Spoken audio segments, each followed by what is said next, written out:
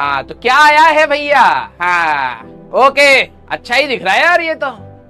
हाँ very good very good. अच्छा, आप में से किसी को डिमोटिवेशन हो रहा हो तो ये बता दीजिए मार्क्स से। किसी को ऐसा लग रहा हो कि यार भाई हाँ लाइफ बिगड़ गई है यहाँ पर। अच्छा, डिमोटिवेशन हो रहा है क्या? है? Yes yes yes. किस बात का डिमोटिवेशन हो रहा है? देखो यार, आप लोग अभी अभी 11वीं क्लास में आए हो, आप लोगों को थोड़ा सा ना मतलब सोच वाइज स्ट्रॉन्ग बनाना पड़ेगा, ठीक है? अच्छा, वैसे तो आप सभी लोगों के परसेंटेज अच्छे हैं, ठीक है? जैसा भी जिसका आया है अच्छा ही है, कोई दिक्कत नहीं, क्योंकि अब उसको आप चेंज नहीं कर सकते, ठीक है? और आगे का क्या रास्ता है उसको हमें देखना पड़ेगा, कैसे इंप्रूवमेंट है वो करनी पड़ेगी, जो कमियां रहेगी उसको देखना पड़ेगा, है ना? किस चीज की वजह से हाँ आप लोगों को डिमोटिवेशन हो रहा है? मार्क्स कमाने की वजह से डिमोटिवेशन, या घर वाले खुश नहीं है इसका डिमोटिवेशन, या आपका दोस्त ज्यादा मार्क्स स्कोर कर गया इसका डिमोटिवेशन? अच्छा, एक की गर्लफ्रेंड ज्यादा स्कोर कर गई है तो बेटा अब ज्यादा चलने वाला भी नहीं है, ठीक है? हाँ, शक्ल पे ध्यान दे दिया होगा उन्होंने, इसलिए पढ़ाई पर फोकस बना दिया, अब आगे बढ़ जाएंगी वो। मेहनत की वजह से डिमोटिवेशन हो रहा है कई बच्चों को, काफी बच्चे फ्रेंड्स, अच्छा जलन की वजह से हो रहा है, ठीक है? हाँ, कुछ बच्चों को जलन हो रही है कि दोस्त ज्यादा अच्छा लेके चले गए हैं, या आप वैसे ही फील कर रहे हैं जैसा हम लोग फील करवाते थे अपने दोस्तों को हमारे अच्छे परसेंटेज आए थे तो हमने तो ऐसा फील नहीं किया, लेकिन यस, मेरे दोस्त बाद में मुझे बताते थे कि भाई ऐसा ऐसा तेरे को देख के हमें फील होता है। पहले तो 10वीं क्लास में तो बच्चे ही थे, घमंड करते थे, फिर 11वीं क्लास में टाइट अफिस हो गए हैं।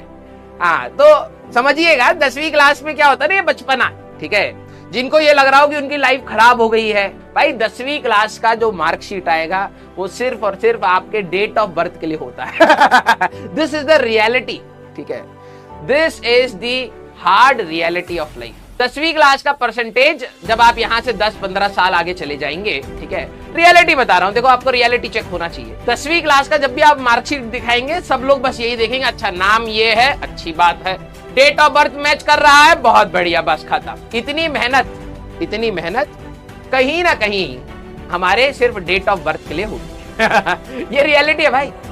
मेरे इतने अच्छे परसेंटेज आए थे, मैं सोचता कहीं पर भी 10वीं का लगाऊंगा तो भाई सब कंपनी वाले खुश हो जाए। कंपनी वालों को फर्क नहीं पड़ता तुम 10वीं में क्या स्कोर करके लाए हो, उनको क्या फर्क पड़ता है? कहीं ना कहीं थोड़ा बहुत जो फर्क पड़ता है वो है कि आप किस कॉलेज से ग्रेजुएट हो रहे हैं, आपने किस स्ट्रीम से अपनी डिग्री प्राप्त करी है, और जिस भी स्ट्रीम से आपने पढ़ा है क्या उसका नॉलेज आपको है या नहीं, बस इतनी ही बात उनको मैटर करती है। अगर आपको ये लग रहा हो कि नहीं भैया मैं जब गूगल में इंटरव्यू देने जाऊंगा तब हमारा 10वीं 12वीं में भले हम 0 ले आए, ठीक है? हाँ, जेई क्लियर हो या ना हो, लेकिन 10वीं में अगर हमारा 90% होता तो गूगल वाला ले लेगा, बेटा लपड़ मार के भगा देगा गूगल वाला। ये एग्जाम इसलिए रखे जाते हैं कि क्योंकि जैसे जैसे आपकी एज बढ़ रही है तो आपके लिए डिस्ट्रैक्शंस भी बढ़ रहे हैं, ठीक है?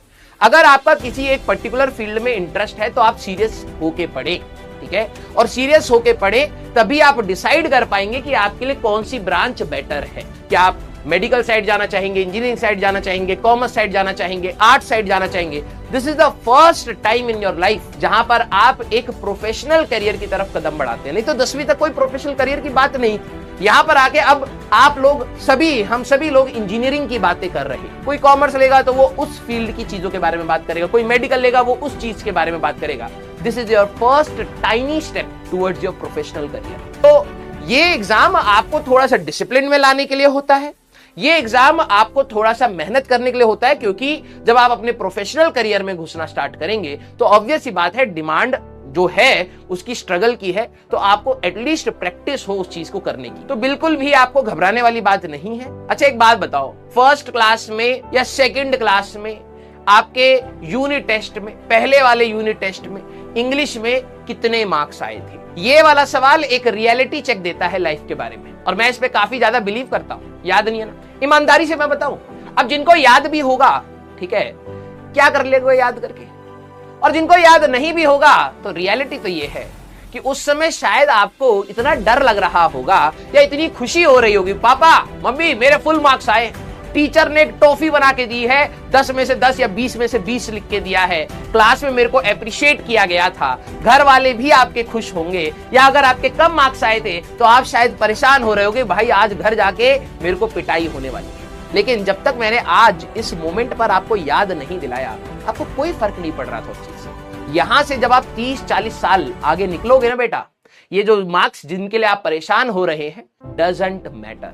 व्हाट मैटर्स इज, मैं ये नहीं कह रहा हूं इस पूरे प्रोसेस के मार्क्स को आप सीधे डिस्कार्ड करके खुश हो जाइए और आगे बढ़ जाइए, नहीं। क्या मैटर करता है वो ये है कि आप अपनी गलतियों को एनालाइज कर रहे हैं या नहीं।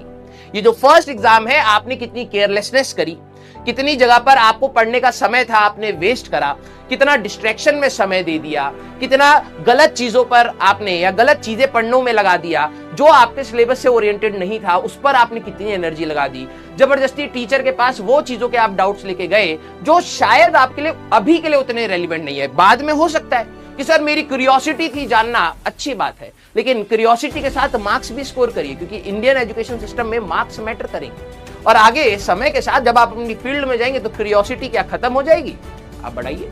तो ये मैं बहुत इंपॉर्टेंट चीज बता रहा हूं कि समय के साथ ये चीजें जो जिनसे आप स्ट्रगल कर रहे हैं ये सारी चीजें छोटी हो जाएंगी, लेकिन जो हमें आगे लेके चलनी है वो अपनी मेहनत है, अपनी लर्निंग है कि हाँ यार मेरे से ये चीजें गलत हुई हैं और मैं अब 12वीं क्लास में आने के बाद या 11वीं क्लास में आने के बाद मैं ये गलतियां नहीं दोहराऊंगा। बच्चों को ये बात बोलता हूं कि ये सारी चीजें पार्ट एंड पार्सल है। आप 11वीं में भी यही स्ट्रगल करेंगे, फिर 11वीं में भी आपको डिसअपॉइंटमेंट होगा, लेकिन डिसअपॉइंटमेंट लेना ही नहीं है, ये पार्ट है भाई, ये तो स्ट्रगल का हमारा पार्ट है, हमें तो सीखते हुए जाना है आगे। यस, सब डांटते हैं, उनका काम है यार, ठीक है, कोई नहीं, मैं भी डांटूंगा आपको, आप भी डांटेंगे अपने दोस्त को। आप कभी बड़े होंगे, आपके बच्चे होंगे, जब वो स्कोर नहीं करेंगे आपको भी तो डर लगेगा ना। समझना भाई, मैं हमेशा कहता हूं आपके माँ बाप के डांट में भी प्यार ही होता है। उसका रीजन मैं आपको बता देता हूं। हम सभी लोग मिडिल क्लास फैमिली से बिलोंग करते हैं, हमारे पास कोई करोड़ों की संपत्ति तो है नहीं कि भाई एक ही दिन रातों रात हम अमीर हो जाए, नहीं हो सकता। मिडिल क्लास फैमिली के पास सिर्फ एक एसेट है, दैट इज एजुकेशन, और वो भी कईयों को नहीं मिल पाती है। ध्यान से सुनना है, ये रियलिटी बता रहा हूं। हमारी सभी की फैमिली में सभी लोग एजुकेशन पर क्यों इतना फोकस करते हैं, क्योंकि हम लोग सारे पीछे रह गए, और जब हमारे पास देखा जाए कि भाई आगे बढ़ने का रास्ता क्या है, तो वो सिर्फ और सिर्फ पढ़ाई नजर के आते। और जब आप पढ़ाई नहीं करते हैं तो आपको नहीं समझ आता कि आपकी कितनी पीढ़ियां पीछे हो रही है। तो वो जब पेरेंट्स की एज पर आप लोग भी आओगे ना, और आप एक बार मैच्योरिटी के साथ एक बार सोचने की कोशिश करना कि जब आपका छोटा बच्चा होगा और वो पढ़ाई नहीं कर रहा होगा, तो क्या आपको ये दिक्कत होगी इसके मार्क्स नहीं आएंगे, नहीं, उसके अंदर ये होएगा, आपके अंदर ये आएगा कि यार ये जब बड़ा होगा तो कहीं जॉब में दिक्कत ना आए, कहीं ऐसा ना हो कि इसको सैलरी नहीं मिल रही हो, जॉब ही नहीं मिल रही हो, घूम रहा हो, धक्के खा रहा हो, वो डर होता है।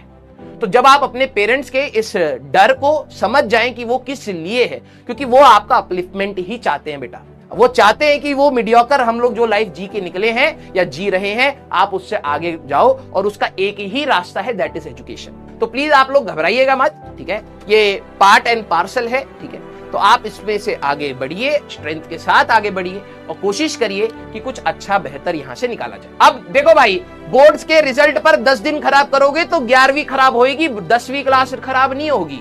जो समझदार बच्चा होगा, मैं मानता हूं इमोशनल फ्रंट आता है, आप एक्सपेक्ट कुछ कर रहे हो और हमेशा एक्सपेक्टेशन से कभी कभार नीचे ही, मेजॉरिटी टाइम्स नीचे मिलता है। अब यहां से आप कितना समय खराब करना चाहते हैं, वो आपका 10वीं खराब नहीं कर रहा, वो आपका फ्यूचर जो 11th एंड 12th है उस पर इंपैक्ट डालेगा। और एक मैच्योरिटी साइन बच्चे का यही होता है कि इमोशनल फ्रंट हटाएं, भैया अब हमें घिसना पड़ेगा, वो करें। क्लियर? Love you all.